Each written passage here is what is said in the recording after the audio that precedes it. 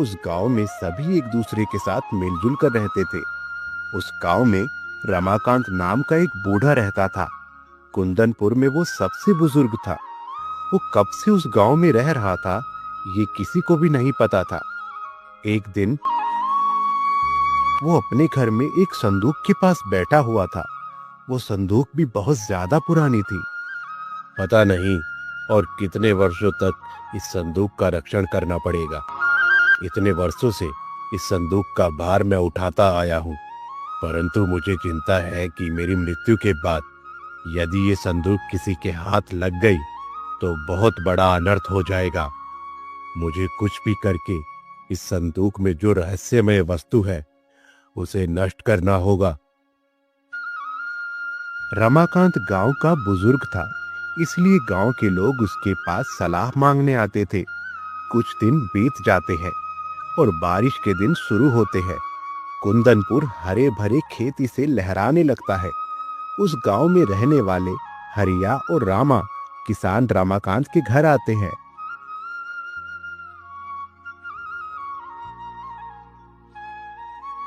बूढ़े बाबा, इस साल भी हमेशा की तरह अच्छी फसल होगी। देखा कितनी अच्छी बारिश हो रही है। हाँ, बारिश तो अच्छी हो रही है, परंतु इसका अर्थ ये नहीं कि फसल भी अच्छी ही हो। आप ऐसा क्यों कह रहे हो बूढ़े बाबा? कोई विपत्ति आने वाली है क्या? आप भविष्य बता सकते हैं क्या? नहीं, मैं भविष्य नहीं देख रहा हूँ और मुझे ये भी नहीं पता कि कोई विपत्ति आने वाली है या नहीं। मैं बस अपने अनुभव से कह रहा हूँ। इस सृष्टि में सब कभी एक समान नहीं रहता, परिवर्तन आता ही रहता है। हमें जब लगता है कि भविष्य में सब अच्छा ही होगा, तो अवश्य ऐसा कुछ घटित होता है जिसका हमने कभी विचार भी नहीं किया होता। रमाकांत ऐसा क्यों कह रहा था, ये रामा और हरिया को समझ नहीं आता। रमाकांत को ऐसा क्या अनुभव आया था जो वो ऐसी बातें कह रहा था। इसका विचार करते हुए दोनों चले जाते हैं। कुछ दिन बीत जाते हैं। बहुत तेज बारिश हो रही है।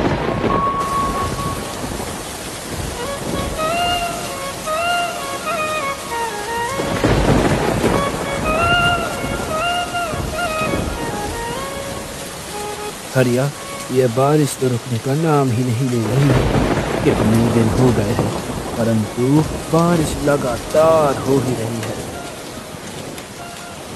हाँ, इस बारिश से तो अब डर लगने लगता है।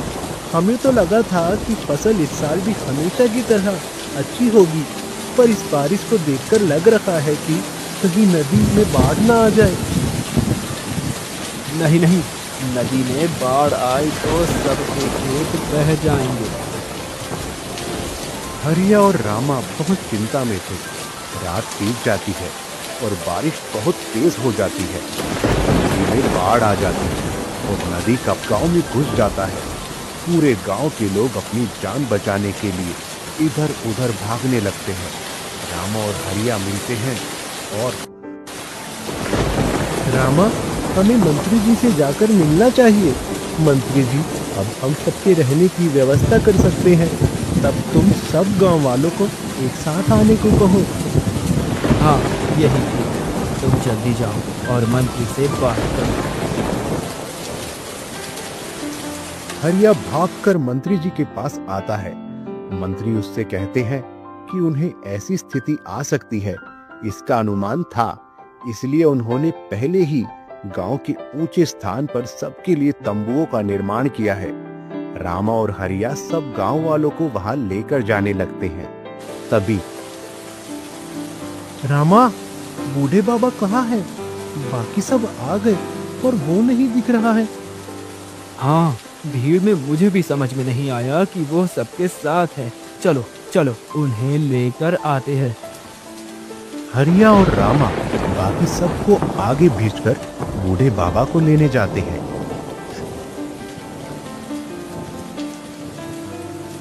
बूढ़े बाबा, चलिए, गांव में बाढ़ का पानी घुस गया है। कभी भी सबके घरों में चला जाएगा, इसलिए मंत्री जी ने सबकी व्यवस्था की है। ठीक है, मैं चलता हूँ, पर मेरी वो संदूक भी मेरे साथ लेनी है। बाबा, अभी हमारे प्राणों की रक्षा करना अति आवश्यक है। आप उस संदूक को रहने दीजिए। नहीं, यदि मेरी संदूक मेरे साथ नहीं ले सकते तो मैं भी यही रहूंगा। ऐसा क्या है बाबा इस संदूक में जो आप इसे ऐसी परिस्थिति में भी छोड़कर जाने के लिए तैयार नहीं है? वो मैं तुम्हें नहीं बता सकता, पर यदि मेरी संदूक को यहाँ छोड़ना है तो मैं भी नहीं आऊंगा। ठीक है, चलिए आप आगे चलिए, हम ये संदूक उठाकर लाते हैं। हरिया और रामा बूढ़े बाबा के साथ उनकी संदूक के साथ ऊंचे स्थान पर चले जाते हैं। मंत्री जी ने सबकी अच्छी व्यवस्था की हुई थी। मंत्री जी सबके भोजन और पीने के पानी तथा कपड़ों की व्यवस्था भी कर रहे थे। रामा जब जब रमाकांत के पास उसे भोजन वगैरह देने जाता, तब तक रमाकांत उस संदूक को पकड़कर बैठा दिखाई देता। बाबा, आप अभी भी इस संदूक को पकड़े हुए बैठे हैं। आखिर ऐसा क्या है इस संदूक में? रमाकांत कुछ नहीं कहता। कुछ दिनों के बाद बारिश रुक जाती है और नदी की बाढ़ का पानी भी खत्म हो जाता है। सब स्थिति सामान्य हो जाती है और सब अपने घरों में लौट जाते हैं। एक दिन मंत्री जी हरिया और रामा को बुलाते हैं।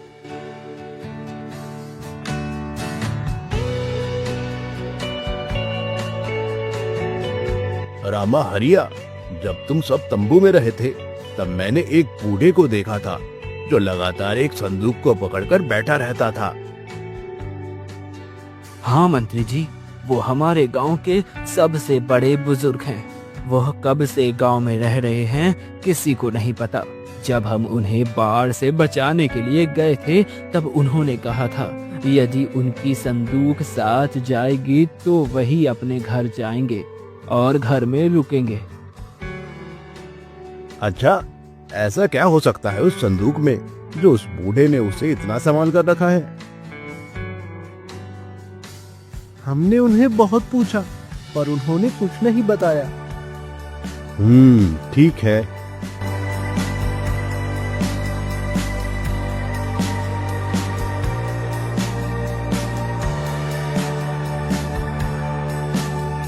कुछ दिनों के बाद मंत्री खुद रमाकांत के घर आते हैं।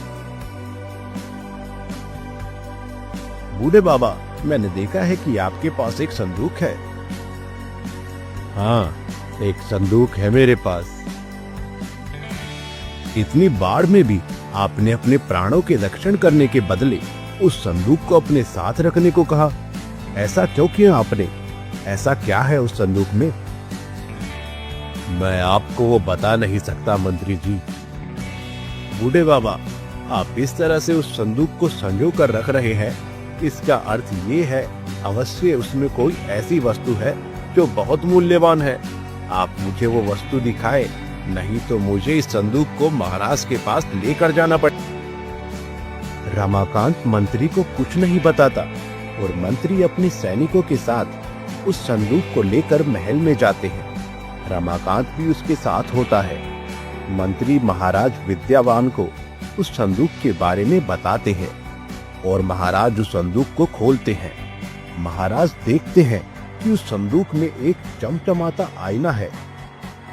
इसमें तो एक सामान्य सा आईना है, आप इसे इतना संभाल कर क्यों रख रहे थे? महाराज, वो आईना सामान्य नहीं है। आप एक बार इसमें देखिए, फिर आपको पता चलेगा। महाराज विद्यावान उस आईने में देखते हैं और उन्हें उनका राजमहल, राज खजाना, सिंहासन, एक मरी हुई औरत और एक मरा हुआ लड़का दिखाई देता है। वो सब देखकर महाराज उस आईने को रख देते हैं। क्या है ये सब? ये आईना मुझे क्या दिखा रहा है? क्या रहस्य है इस आईने का? ये आईना रहस्यमय है महाराज। ये आईना हमें हमारे भूतकाल का दर्शन कराता है। महाराज, आपको जो दिख रहा है वो पहले घटित हुआ है। क्या ये सब पहले घटित हुआ है? फिर वो स्त्री और वो लड़का कौन था जिनकी हत्या हो चुकी थी? मुझे सब विस्तार से बताइए बूढ़े बाबा। महाराज, मैं आपको सब विस्तार से बताता हूँ। बहुत सालों पहले की बात है। उस समय आप बहुत छोटे बालक थे। आपके पिता महाराज गोपाल की 2 रानियां थी, महारानी भामिनी और महारानी मैनावती। महारानी भामिनी बड़ी थी और उनका एक पुत्र था, मकरंद। आपके पिता ने राजकुमार मकरंद को अपना उत्तराधिकारी घोषित किया था। ये देखकर महारानी मैनावती क्रोध से भर गई और महाराज, आपने ये क्या किया? आपने मकरंद को युवराज घोषित क्यों किया? राजकुमार मकरंद बड़े हैं, इसलिए युवराज बनना उनका अधिकार है। इसका अर्थ यह है कि मेरे पुत्र आगे जाकर राजा नहीं बनेंगे? नहीं, राजा तो मकरंद ही बनेगा, यही न्याय है। महाराज गोपाल की बात सुनकर रानी मैनावती को बहुत क्रोध आता है। वो गुस्से से अपने पति के पास आती है और उन्हें सब बताती है। उनके पिता इंद्रजीत को भी बहुत क्रोध आता है।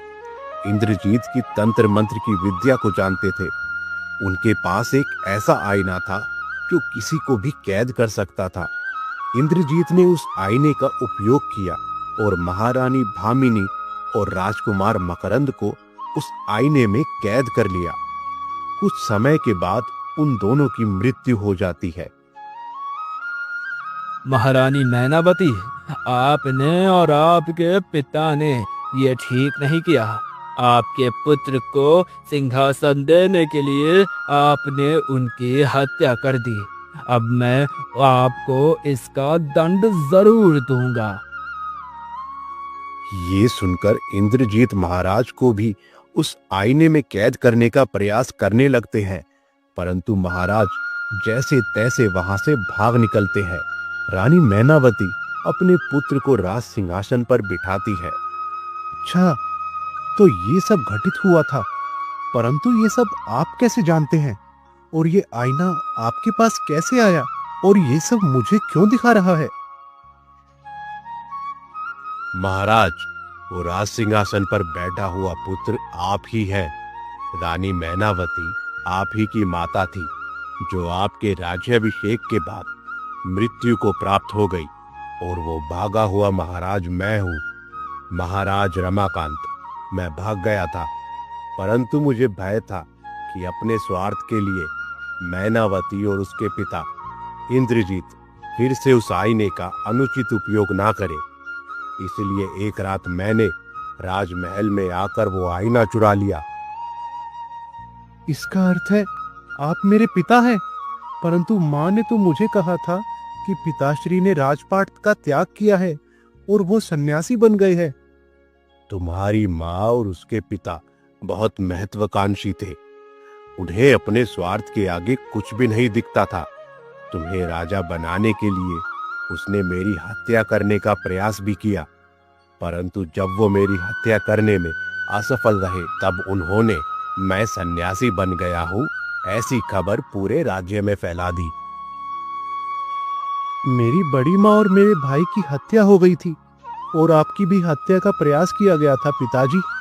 आप इतने साल इसी राज्य में थे, फिर भी आप कभी राजमहल में वापस क्यों नहीं आए? मुझे भय था पुत्र कि कहीं तुम्हारे प्राणों पर कोई संकट ना आए। तुम्हारी माँ पूरे प्रजा को संकट में डाल सकती थी, इसलिए मैंने निर्णय लिया कि मैं यही अपनी पहचान मिटाकर रहूंगा। इतने सालों तक बूढ़ा बनकर इस गांव में रहकर मैं इस आईने को सुरक्षित रखने का प्रयास कर रहा था। पिताश्री, आपके साथ बहुत बुरा हुआ है और जो भी कुछ हुआ है उसका मुझे बहुत दुख है। मेरे विचार से अब सब रहस्य खुल गया, तो हमें इस आईने को नष्ट कर देना चाहिए। इस आईने को नष्ट होने के बाद आप बिना किसी भय से फिर से सिंहासन पर बैठ सकते हैं। उस आईने को नष्ट करना इतना सरल नहीं है पुत्र। मैं अभी इस आईने को तोड़ देता हूँ पिताश्री। नहीं, भूल से भी ऐसी गलती मत करना। यदि तुमने इसे तोड़ दिया तो इस आईने में कैद तुम्हारी बड़ी माँ और भाई की आत्मा इससे मुक्त हो जाएगी और तुम्हारा प्रतिशोध लेने का प्रयास करेगी। एक बार वो दोनों आत्माएं आईने से मुक्त हो गई तो फिर उन्हें फिर से बंदी बनाना बहुत कठिन हो जाएगा। बिना किसी कारण के उन दोनों निर्दोषों की हत्या हुई है। तुम्हारे कारण उन्हें इतने कष्ट सहने पड़े हैं, इसलिए आईने को तोड़ देना ये विकल्प नहीं है हमारे पास। तो फिर हम क्या करें पिताश्री? इस रहस्यमयी आईने को नष्ट करने के लिए हमें किसी तपस्वी के मंत्रों की शक्ति की आवश्यकता है। किसी ऋषि के मंत्र से ही ये आईना नष्ट हो सकता है और भामिनी और मकरंद की आत्मा को मोक्ष मिल सकता है। ठीक है पिताश्री। मंत्री जी, अभी जाकर ऐसे किसी तपस्वी या ऋषि की खोज कीजिए जिनका मंत्र जाप पर अधिकार हो। मंत्री महाराज विद्यावान का आदेश लेकर वन में ऋषि को खोजने के लिए चले जाते हैं। कुछ देर बाद उन्हें वहां एक तपस्वी दिखाई देते हैं। मंत्री उस ऋषि के पास जाते हैं और उन्हें सब बात बताकर राजमहल में लेकर आते हैं। ऋषिवर, मैं आपसे विनती करता हूँ, कृपया आप अपनी मंत्र शक्ति से इस आईने को नष्ट करें ताकि भविष्य में कोई भी इस आईने का रहस्य जानकर इसका दुरुपयोग ना कर सके। ये वही आईना है महाराज, जिसे वर्षों पहले एक बहुत बड़े ज्ञानी तपस्वी ने अपनी शक्ति से निर्माण किया था। उनका इस आईने को निर्माण करने के पीछे उद्देश्य था कि मानव जाति के हित के लिए उसका उपयोग कर सके, परंतु एक तांत्रिक ने वो आईना चुरा लिया और इंद्रजीत को दे दिया। इंद्रजीत ने उस तांत्रिक को बहुत धन दिया था उस आईने के बदले। ऋषिवर, इस आईने को नष्ट करने के लिए आप हमें सहायता करेंगे ना? अवश्य। इस आईने का रहना सबके लिए घातक हो सकता है, इसलिए इसका नष्ट होना ही उचित है। फिर ऋषिवर एक हवन करते हैं। मंत्रोच्चार करते हुए वो उस आईने को उस हवन में डालते हैं। आईने से विचित्र आवाजें निकलने लगती हैं। कुछ ही क्षणों में वो आईना जलकर भस्म हो जाता है। भामिनी और मकरंद की आत्मा को भी ऋषि के मंत्रों से मोक्ष मिल जाता है। रहस्यमयी आईना अब कुंदनपुर राज्य से नष्ट हो जाता है और बूढ़े बाबा रमाकांत फिर एक बार अपने राजमहल रहने चले जाते हैं।